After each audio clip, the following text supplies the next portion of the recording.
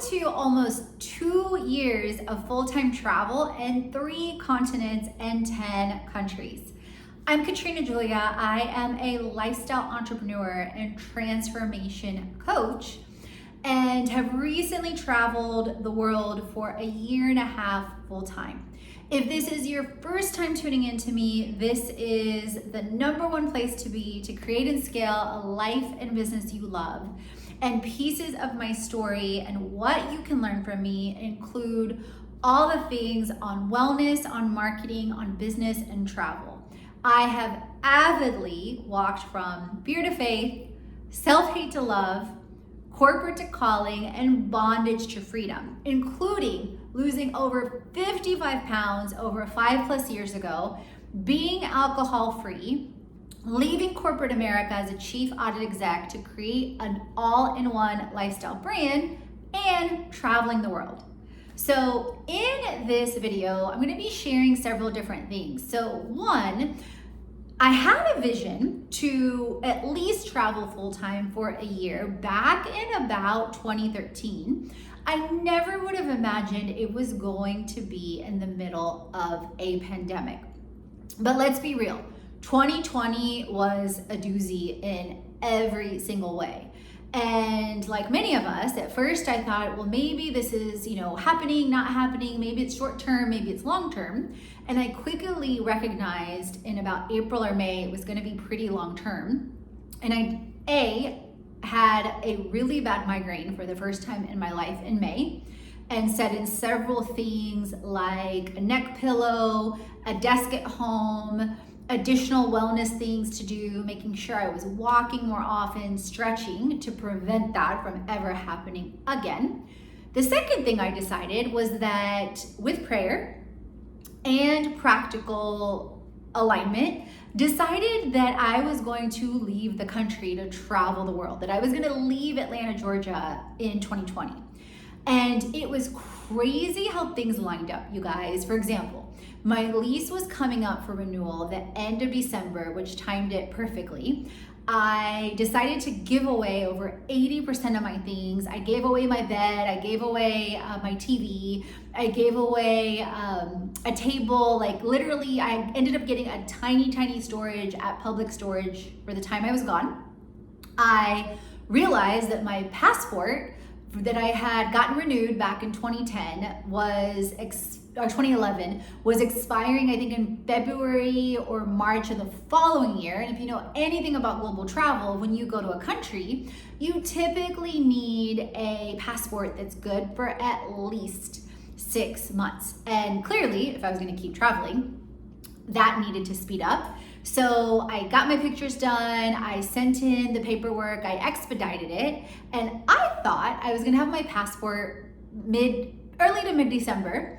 I started getting really nervous, you guys, when my flight was leaving the 31st, and I still didn't have my passport, I think like the 22nd, 23rd. So I started calling the agency and being super nice and very prayerful. But I also didn't lose faith. Like I knew if anything, I could shift my flights, which that's another thing I'm gonna tell you in a minute. And I knew if anything, I could shift the Airbnb, and I was communicating with the owner, but I also didn't want to. And then I knew I could shift the movers, like worst case scenario, but I also knew like it didn't feel right? Like I felt like God was gonna work everything out. And literally, you guys, I kid you not, I was going for a checkup, I was getting my blood work done, gynecology, adulting, all the things. And literally, I got a notification on my phone as I was walking home that my passport was en route. 2 days before I was scheduled to leave. You guys, it was crazy, okay? Had it in my hand for literally like a day and a half before leaving. The movers to take the other things to storage was set up. The Salvation Army was coming to pick up things, like literally everything was happening, okay? And I kept moving forward. Set up my manual mailbox through anytime mailbox and forwarding mail. Then when I started thinking about my first destination and where I was gonna go, I had set up originally Costa Rica. I had gone before, but there was more I wanted to see. Like I had actually led my first global retreat back in 2016, in Playa del Coco near Liberia. And I knew I wanted to go back again, and decided I was going to start in La Fortuna at these adorable Instagrammable houses. I stayed at a pink house for a month, you guys. Shout out to Dragonfly Hideaway and Shelly and the girls. 4 women from LA. Ended up going to Costa Rica, fell in love with Costa Rica, and set up this incredible property and started developing it, you guys, years ago. They're on my blog and on my show. And so I was communicating with her about the passport and like letting her know.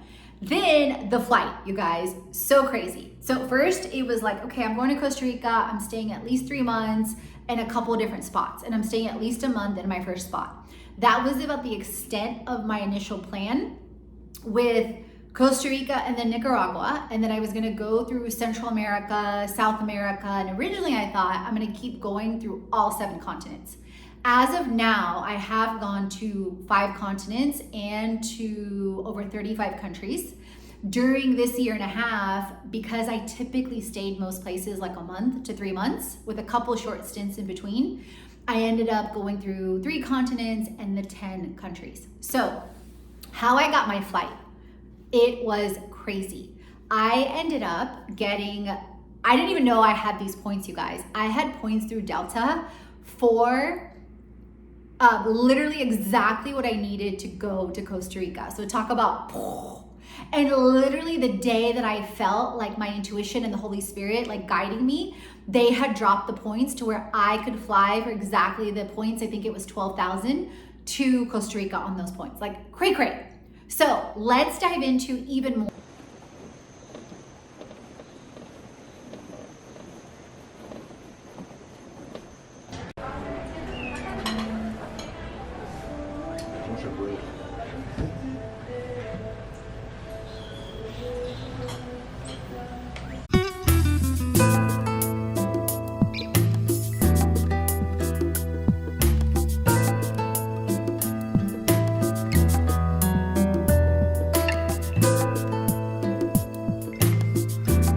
Costa Rica, you guys, I am leading a retreat in 2022 in Costa Rica and also setting up programs for the different countries that I traveled to help set up retreat leaders or those that are ready to be retreat leaders all around the world.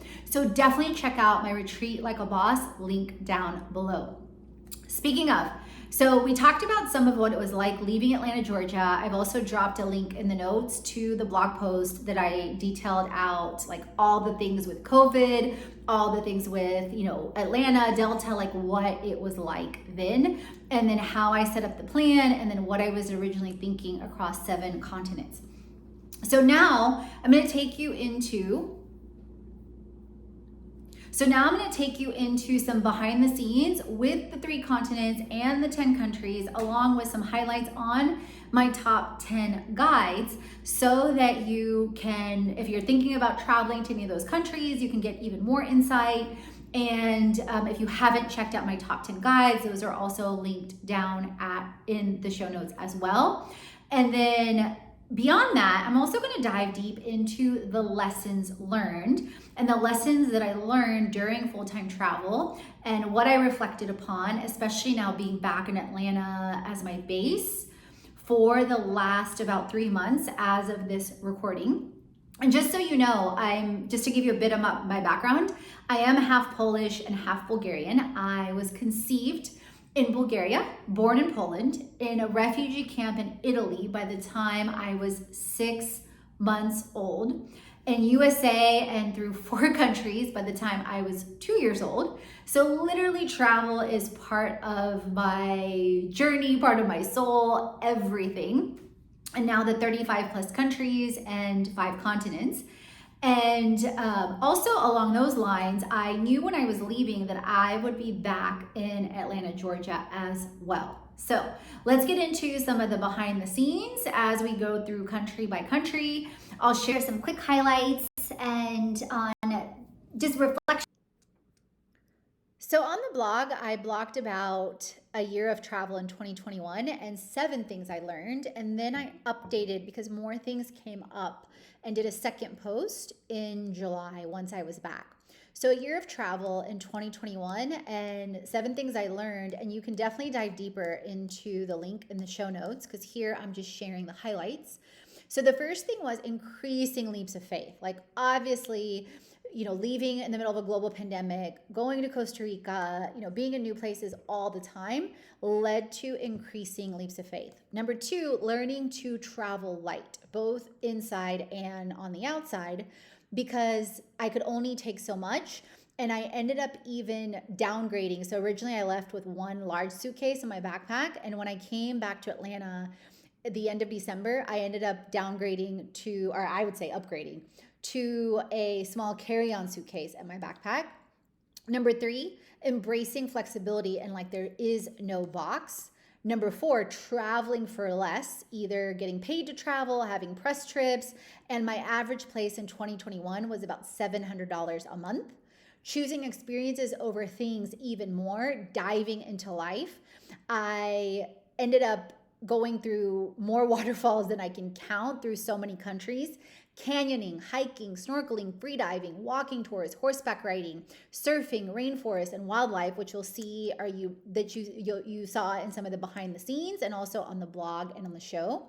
Number six that surprised me quite a bit, desiring a home base and stability in Atlanta sooner, started coming up for me in November of 2021. Craving love and community in real life more than ever.